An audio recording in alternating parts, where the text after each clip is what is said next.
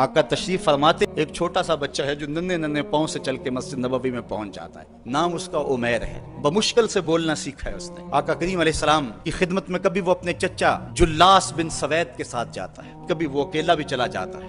ایک دن اس کا چاچا نہیں گیا لیکن بچہ گیا اور حضور کی بات سنی.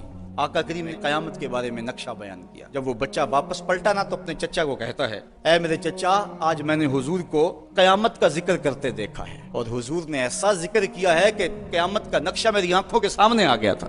لیکن اس کا چاچا جلاس بن سوید ازلی بدبخت تھا. اس نے کہا, اللہ کی قسم اگر محمد سچا ہے نا تو ہم گدھوں سے بھی پھر گئے گزرے. جب یہ بات کہی اس نے تو اس بچے کے پاؤں تلے سے زمین نکل گئی کہ میرا چچا کیا بول رہا ہے, یہ تو مجھے انگلی لگا کہ مسجد نبوی میں لے جایا کرتا تھا, یہ تو منافق نکلا. اس بچے نے جو لفظ کہا اب سنیے, اے میرے چچا, اللہ کی قسم میرے دل کو سب سے اچھا اگر کوئی لگتا تھا بندہ تو وہ تو تھا. آج سب سے زیادہ مجھے برا تو لگتا ہے. چچا جی, دو راستے جاتے ہیں. ایک راستہ تو یہ ہے کہ میں اللہ اور اس کے رسول سے خیانت کروں اور جو تیری بات ہے وہ رسول اللہ کو نہ بتاؤں, اور دوسرا راستہ میرے پاس یہ ہے کہ جو تو نے کہا ہے میں جا کے حضور کو بتاؤں, پھر جو ہو سو ہو. اس کے چچا جلاس بن سوید نے کہا, تو نا سمجھ سا بچہ ہے, چھوٹا سا بچہ ہے, تیری بات کس نے ماننی ہے, جا جو جی چاہتا ہے کہہ لے. وہ بچہ اٹھا اور حضور کی مجلس میں پہنچ گیا.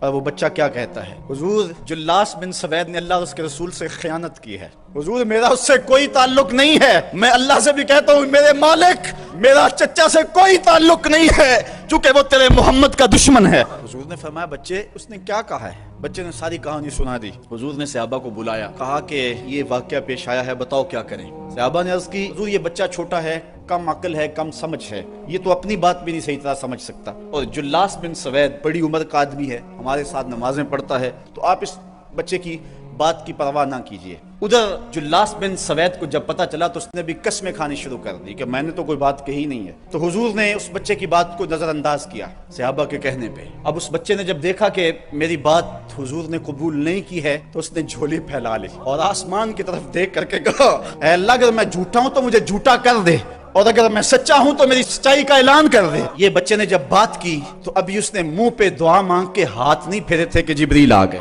اور سورہ توبہ کی آیت نازل ہوئی. یہ قسمیں کھاتے ہیں کہ ہم نے یہ بات نہیں کی ہے. محبوب انہوں نے اسلام لانے کے بعد کلمہ کفر بولا ہے, اس نے بات کہی ہے. تو اللہ تعالیٰ کے محبوب نے اس بچے کو اپنے پاس بلایا. خوش آمدید وہ بچے جس کی 7 آسمانوں سے اوپر رب نے بھی گواہی دی ہے. حضرت عمر رضی اللہ تعالیٰ عنہ کا دور آیا, انہوں نے حضرت عمیر بن سعد انصاری رضی اللہ تعالیٰ عنہ کو حمص کا گورنر بنا دیا, اور پھر جب وہ فوت ہوئے تو حضرت عمر روئے, فرماتے کاش کہ میرے پاس عمیر جیسا کوئی دوسرا آدمی ہوتا اور میں مسلمانوں کی محافظت کے لیے اسے مقرر کرتا. اللہ نے بھری بزم کے اندر اس بچے کو جھوٹا نہیں ہونے دیا.